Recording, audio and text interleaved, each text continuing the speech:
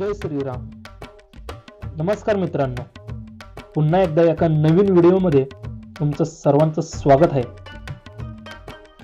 सोमनाथला जाण्यासाठी तुम्ही जर ट्रेनने येत असाल तर तुम्हाला गुजरात राज्यामधील वेरावल या स्टेशनवर उतरावे लागेल. या स्टेशनला येण्यासाठी तुम्हाला पुणे, मुंबई व अहमदाबाद येथून गाड्या उपलब्ध आहेत. तसेच मोठ्या शहरातून सुद्धा गाडी उपलब्ध आहे. ही आहे मीटर गेज ट्रेन. अशा प्रकारचे ट्रेन पूर्वी चालत होते. आता देखील काही मोजक्या ठिकाणी चालू आहे. ही ट्रेन वेरावल ते अमरेलीच्या दरम्यान सुरू आहे. स्टेशनच्या बाहेर येताच रिक्षा केली सोमनाथ मंदिरला जाण्यासाठी. स्टेशनपासून मंदिराचे अंतर सुमारे 7 किलोमीटर आहे. डोळ्यांना जे दृश्य दिसतंय या दृश्याला फिशरी हार्बर एरिया असे म्हणतात. म्हणजेच या ठिकाणी जहाज किंवा बोटी दुरुस्त केली जाते व नवीन सुद्धा मिळतात. सकाळ सकाळ सूर्यनारायणचं दर्शन घेऊन आम्ही सोमनाथ मंदिराकडे प्रस्थान केले. हे आहे सोमनाथ शहराचे कमान.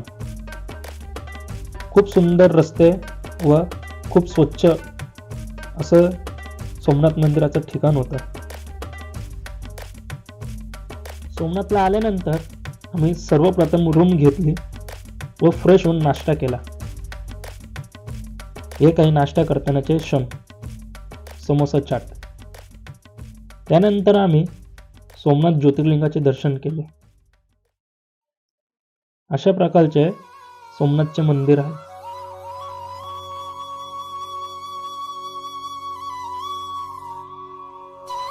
मंदिरामध्ये कोणत्याही प्रकारचे इलेक्ट्रिकल वस्तू नेण्यास सक्त मनाई आहे.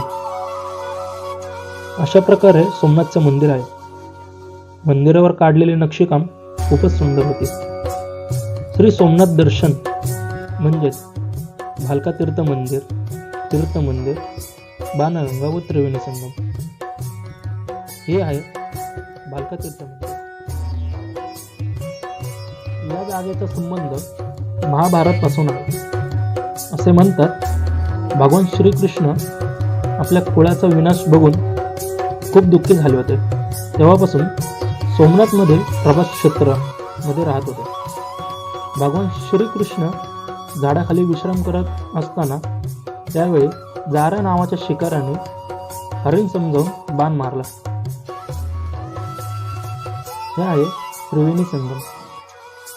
हिरण, कपिला, सरस्वती या नद्या इथे संगम होतात. त्यानंतर ते समुद्राला मिळतात. महासंगमावर वेगवेगळ्या प्रकारचे विधी सुद्धा पार पडतात. हे ठिकाण बाणगंगा.